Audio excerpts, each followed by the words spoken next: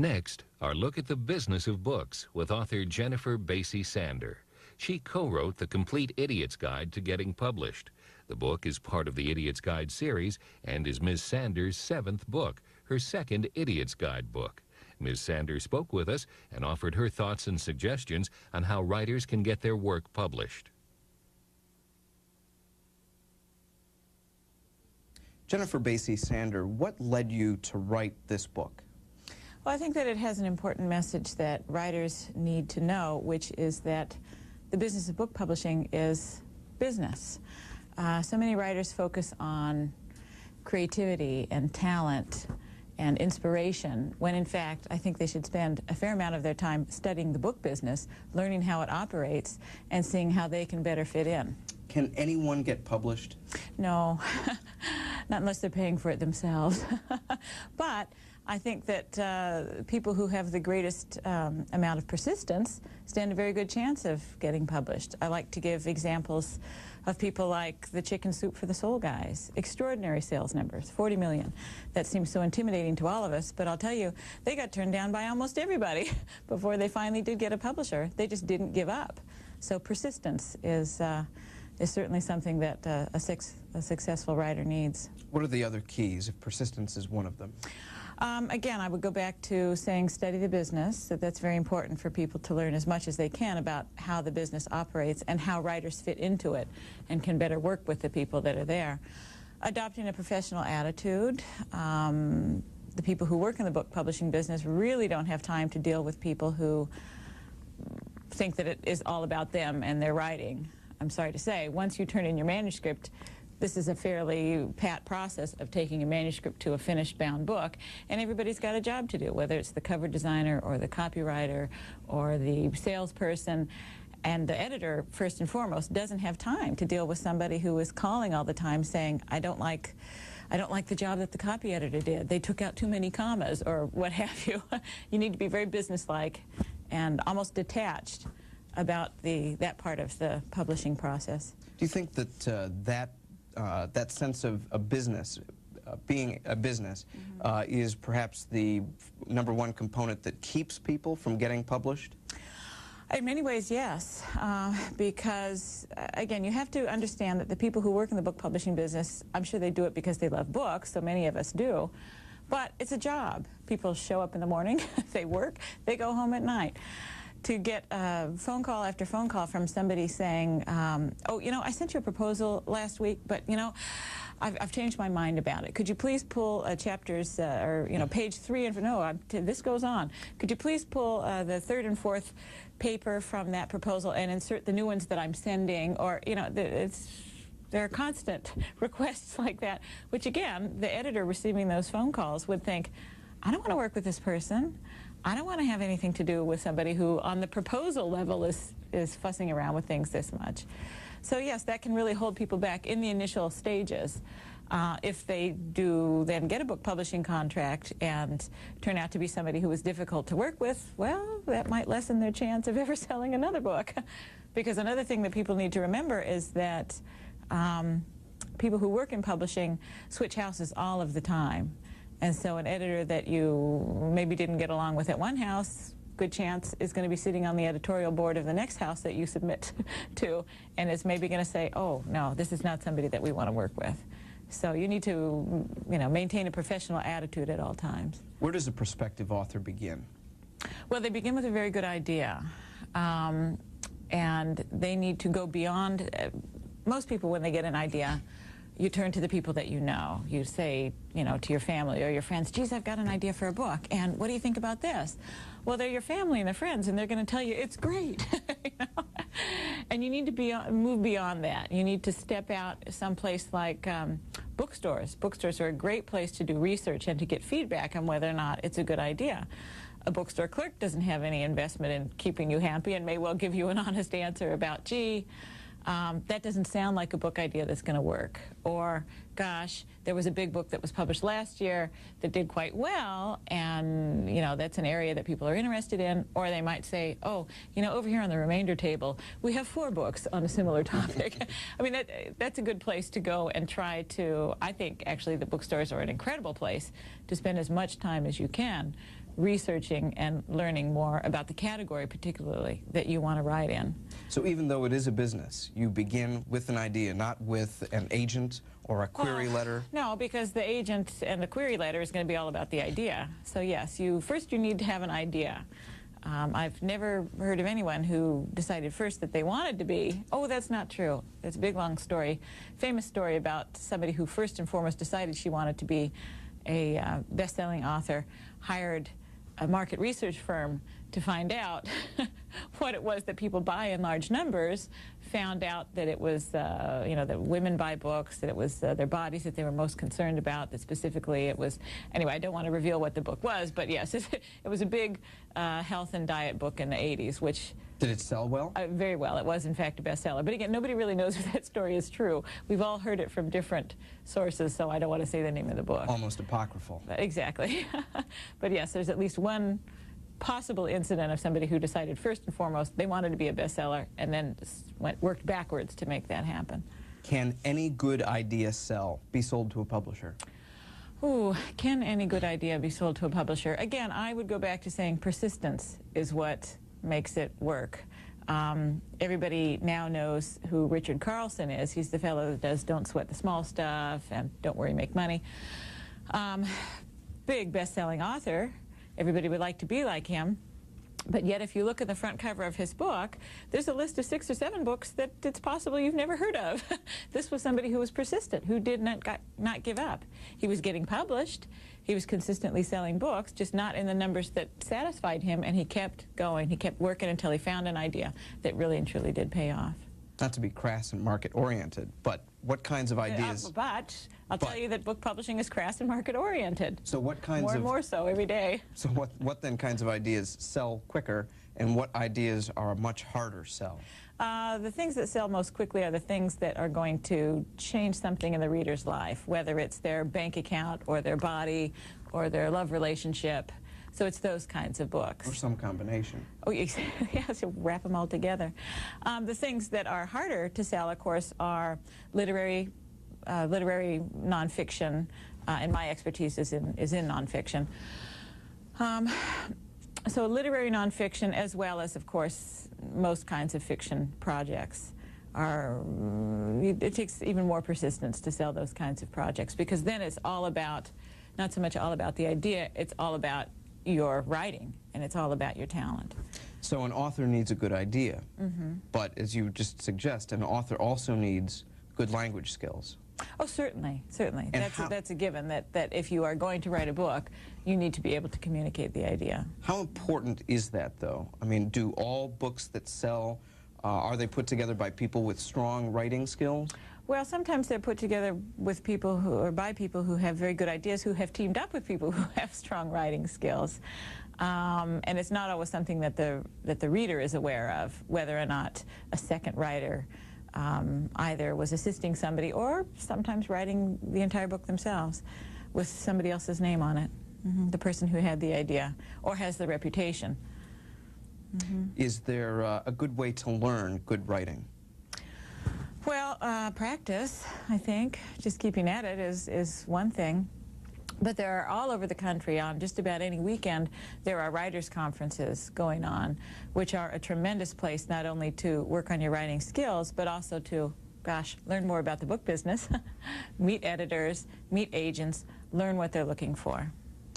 This book, I should say, this book does not teach you how to write.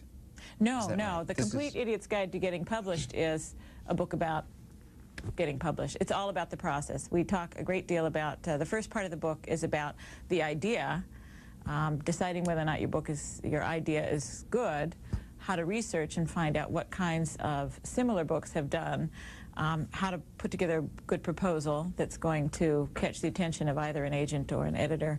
Then it's about getting an agent, then it's about the contract, then it's about the production of the book, and then, very large, very important section is about promotion and publicity, which is, of course, what it takes to sell a book nowadays. Is it a matter of being a stepwise course, like you just laid out? Getting published, is it sort of one leads to the other, ultimately to getting published? I think you can break it down that way, yes. It's a process, and again, it's a business process, just like the way a box of cereal ends up on the bookstore shelf, just like the way shoes end up in a store. How then does your book break down that process for a reader? Well, we have one of the things that's of most interest to writers is what happens once I write my book proposal, send it in, then what happens? You know, it's a big mystery about what happens. And one of the processes that we discuss is what goes on in an editorial meeting. What do these editors talk about? How do they use your proposal to either decide whether to publish a book or not to publish a book? Now, you have some experience in that yes, regard. for 8 years I was an acquisitions editor. So what does go on? You must get hundreds of query letters, of submissions. Hundreds of query letters, hundreds of proposals. And so what happens in editorial meetings is that the editor then takes the information. In the first place, you have to interest them enough to decide to pitch your idea at an editorial meeting. So once again, that's the first time that a good proposal is used, is to catch somebody's attention and make them believe, ah, yes, this is a book that would work. The next step is the editor then would take your proposal, would probably do some research on their own to make sure that they could authenticate what you claim is the size of the market and some of the other books that are already out there. They would then, they sit in a room, they sit in a big meeting with people from the sales department, people from the marketing department, the publishers, possibly somebody who works in the cover department. It's a group of people. It's not just an editor who can greenlight a book. It's a collective decision. So the editor then, you know, people go around the room, and one of the things that I point out in the book is that it's a human process, just like anybody else, having a good day on the job or a bad day on the job. Some days, you know, somebody in the room might vote against your proposal, not because of anything that's in your proposal, but because they had a crummy lunch. You know, it's almost frightening that the amount of work that a writer can put into a proposal on their end, making sure that it's just also perfect, it could well, you know, get shot down because, you know, everybody wants to go home early that day. Factors or something totally out of control. Exactly, you cannot control it, which again is another reason to be persistent, and if you believe in your idea, to go ahead and keep trying.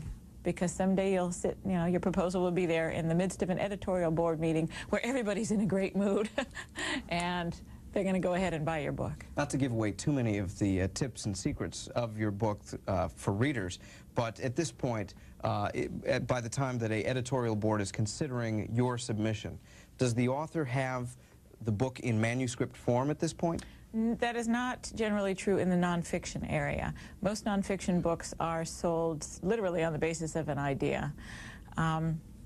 You would first put together your query letter. Then if an editor or an agent responds to that, you then would work on the proposal. The proposal is then what somebody would take. They may well ask you to write another sample chapter or two, but generally speaking, most nonfiction projects are sold on the basis of an unwritten book. There's a lot of discussion in publishing circles that we certainly hear, whether one needs an agent and what the function of an agent is. What is an agent and what do they do? An agent is someone who has a great many contacts in the publishing world, most particularly with the acquiring editors. I have a lot of contacts in the publishing world too. I don't know a lot of acquiring editors, so I have an agent, Sherry Bykowski, who actually is the co-author on the Complete Idiot's Guide to Getting Published with me. She and I wrote the book together, thinking that would be a good combination of knowledge, what somebody who was both a writer and an acquisitions editor knew, combined with somebody who has been both a book packager as well as a literary agent. So we sort of, you know, wrapped it all together. But I do believe that people need agents. What proportion do you think of query letters and submissions that are offered to editors get through that process and are accepted and then moved on? It's a very small percentage, primarily because it's such a huge number, a huge volume that do get submitted. As you were saying earlier, 100 or so a week is probably pretty close to accurate, depending on who the editor is. The people who are very well known get even more stuff. Again, walking through the process, if I've submitted a query letter and I get a positive response finally back from a publisher after great persistence, one might think at that point, well, the job is done. No, not at all. And the writer's job has really changed over the years. It used to be that the writer would then, once you get the green light, and of course the publishing contract, critical part, would then go and concentrate on writing the book. There would come that fateful day when they would put it in the typewriter paper box, you know, I mean, all of the old ways. Now it may just be a function of sending email files across to your editor. There would come a day when the book was done. You had finished the manuscript, sent it in, then you would go through the process of copy editing and responding to author queries and, you know, that whole process. But once again, there would come a day when the book had gone to the printers, and that was it. The book was, you would think that your role was over. Well, it has vastly changed in that publishers expect a writer to promote, promote, promote. That's really what makes the difference nowadays. And I would say to all of the writers out there, that's what publishers are looking for. They're looking for the kinds of people who will devote, literally devote, a year or two of their lives to making sure, well, it's true. It has to do with this extreme competition. I mean, just when you look at the bookstore shelves, all of the different books, you need something to break your book out of that. You also need something to keep steady sales going, or the book is going to die. It'll be just pulled off the shelf, you know, the bookstore clerk will ship them up, send them back. That's it, your book is dead. That's not what you want to have happen. You want to have your book out there for years. So yes, it does require constant effort over a very prolonged period for writers to keep their books on the shelf. Before a writer gets to promoting his or her work, an author, do they need an attorney to look over that book contract that you mentioned? No, that's the job of the agent. And I will say that there are very, very few attorneys who actually, unless they are literary attorneys or publishing industry attorneys, I would say that a publishing contract would make no sense to most attorneys. It's just not a part of the law that they study, and they're written in a fairly quirky way. So that's part of the agent's job, is to understand all of the different clauses in a publishing contract. You devote a fair amount of this book, The Complete Idiot's Guide to Getting Published, to the matter you were just talking about, promotions, how to do it and how to learn it. Is promotion something that can be learned, do you think? I think so. There are a couple of really great books on the market. There's a book by a fellow named John Kremer, which used to be called 101 Ways to Market Your Book. Now it's called 1,001 Ways to Market Your Book, filled with tremendous ideas. Also, I mentioned earlier the persistence of the chicken soup guys. Mark Victor Hansen, one of the co-authors of the Chicken Soup series, actually gives a seminar called How to Build a Speaking and Writing Empire. He teaches it every 6 months down in Newport Beach. I've taken it 3 times. And he tells anybody who wants to come to the seminar exactly how they built that book into a bestseller. So yes, you can go, there are people you can go to learn how to promote a book. Good salesmen are made, not necessarily born. Exactly right. Now, once a book is out, let's say an author is lucky enough to get their work published and they've been promoting it, how do you turn one book then, and does your book address how you turn one book into 2, 3, 4, 5? Again, I would reiterate how important it is to be professional in your dealings with your editor and with everybody else who works in the publishing house, because that's the first step to smoothing the way to making a one-book deal into an entire career. It's primarily about your professional attitude, because you also might find that if you build a good enough relationship with an editor, they will call you and ask you to write books for them, which is a tremendous position to be in. But you would then hope that once you found out one book and one book idea that worked, and you understood how the process worked, that you would then start to create other book ideas, and that would lead to a second book and a third book and a fourth book. The book is highly organized. Is there a reason for that? I would say that's a function of the series, of the Complete Idiot's Guide series itself. They told us what format they wanted us to write it in, that you would literally walk people, beginners through from step 1 through step 101. And series, I will say, is also something that writers need to be aware of. Again, need to study the business, because series are becoming more and more dominant. It's, as an editor, as acquisitions editors, there's a lot of pressure from the top in a publishing house to develop new series. Wonderful position to be in if you're a writer who wants to do a series, who wants to either create a new series or can see a way to fit what they want to write about in with a series, but it's a difficult position for people who want to write what are known in the industry as one-of or one-off books. It's very difficult to get those kinds of books published nowadays. This the series, The Complete Idiot's Guide, is one of two that I'm familiar with, very popular and very successful series. The other put out by IDG. IDG books, the Dummies Guides, exactly. Complete Guide for, exactly. This book is also very visual. There are lots of sort of little visual reminders, I guess, bookmarks and characters, and the layout is I suppose, unusual and characteristic. Was that your decision, or was that, again the publisher? Matt, that's the series. That's the series look. But it makes it very easy to digest information. That's why these series are designed like this. It has everything to do with the way that people process information. How did you get started on this book? Did you go to Alpha Books, the publisher, or did they call you? Oh, how did we get that? I think my agent asked me. I think that Sherry, it's hard to remember because it was a long time. We had pitched the idea to them a long time before they called up and said, okay, great, do it, and do it in 6 weeks. Another thing that writers need to know about working for series is that they happen very, very quickly. So I think that's what happened, was that Sherry said, gee, let's write this book about getting published together. I then wrote the proposal, and they ultimately gave us the green light. It's very successful, I must say. It's the 7th best-selling Complete Idiot's Guide on Amazon.com.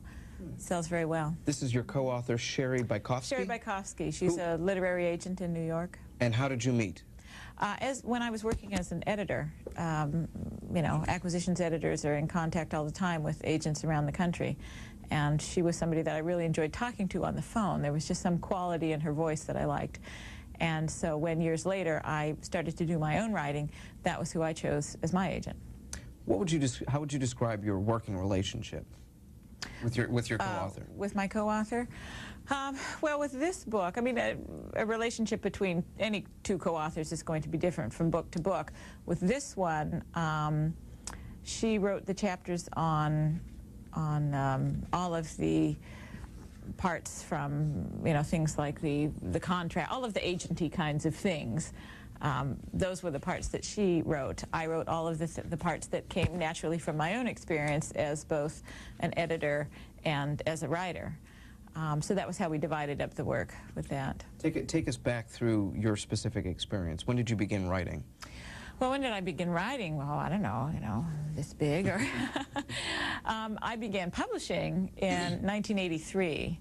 I had gone to... Working as a publisher or getting published? Well, trying to change careers, trying desperately to do something other than what I was doing.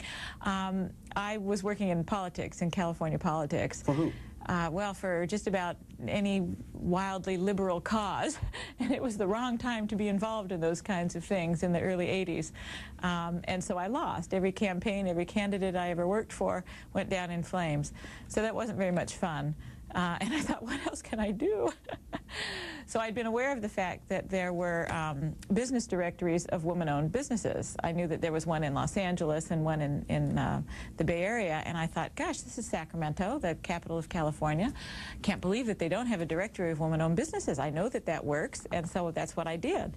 I got my sister to help me. She had actually gone to the Harvard, or rather the Radcliffe publishing program, had been working for Harvard University Press, and came and showed me literally how to publish something.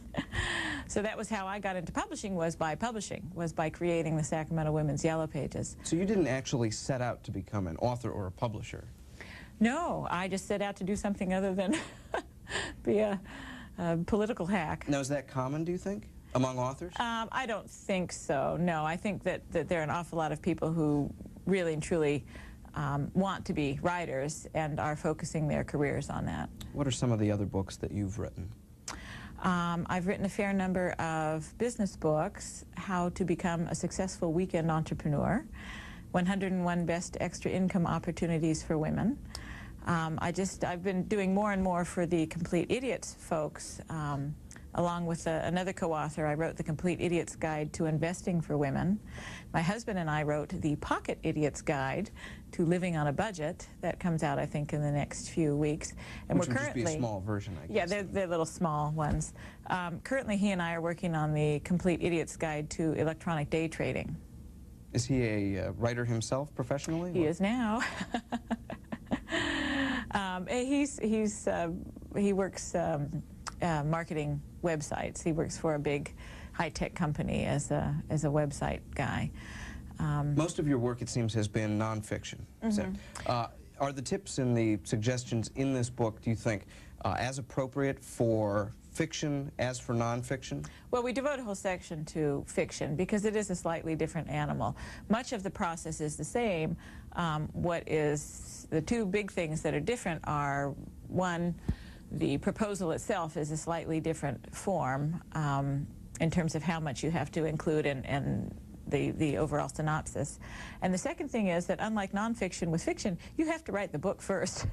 You have to write the entire book first because one of the things, it's not enough to write a really great 100 pages because you might be capable of writing a great 100 pages, but an editor or an agent needs to know that you can keep up the same pacing and the same plotting and the same dialogue, and you have to be able to conclude a book. You know, not enough to have a book with a great opening, you need a book with a great ending. So that's why you have to write the entire book first with a novel. When you were an editor, what did you look for? What leapt out at you when you were going through the hundreds of submissions that you got?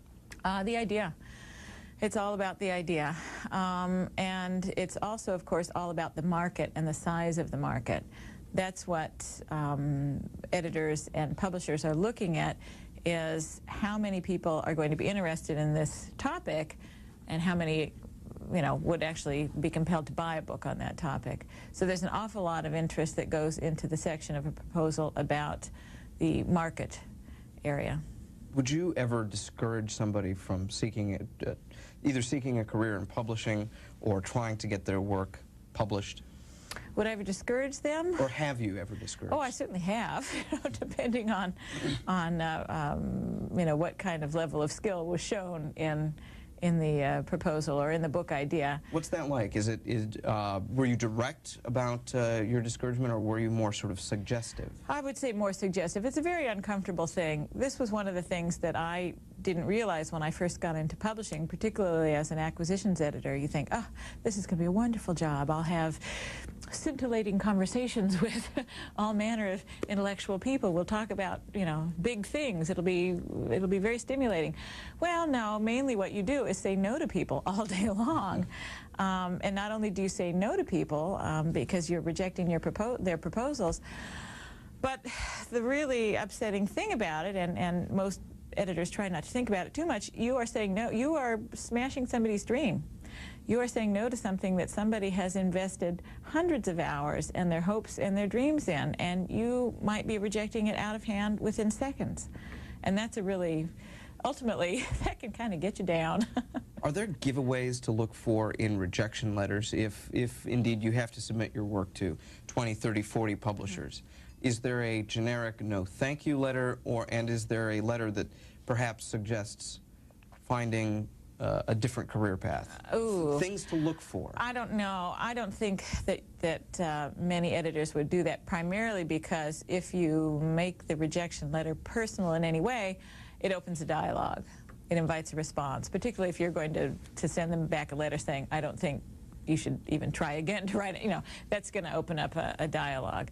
Most rejection letters are fairly standard. No, thank you. This book is not right for our company at this time. Or, I mean, it's something that is trying to literally shut a door. If an author gets a rejection letter that includes a handwritten note saying, gee, you know, keep trying, or why don't you try this, or why don't you try that, or why don't you send it to this house? I mean, that would be a wonderful thing to get. Or, you know, maybe you should try this agent, or, you know, what have you. Anything that has notes of encouragement is a great reject. But other than that, no, editors would not want to open a dialogue with somebody that they had rejected and didn't want to hear from again. That's kind of a negative perspective to have a positive perspective, I guess. Has writing been a lucrative and rewarding career for you? For me, yes. You know, books been very, very good to me. And do you think it can be for many people? I think that it can be, as long as they are willing to focus on the fact that this is a business and try to figure out how it is that they fit in with the business, rather than having grandiose ideas about how fulfilling and enriching this is going to be to have a life as a writer. The book is The Complete Idiot's Guide to Getting Published. It's published by Alpha Books, 1998. Its co-author is Jennifer Basie Sander. Thank you very much for coming in. Thank you for having me.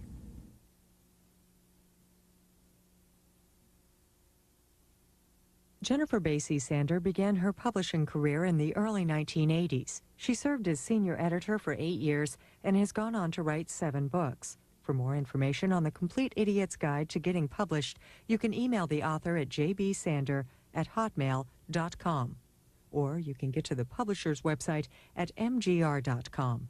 We show the business of books twice each weekend, Saturday mornings at 9 and Sunday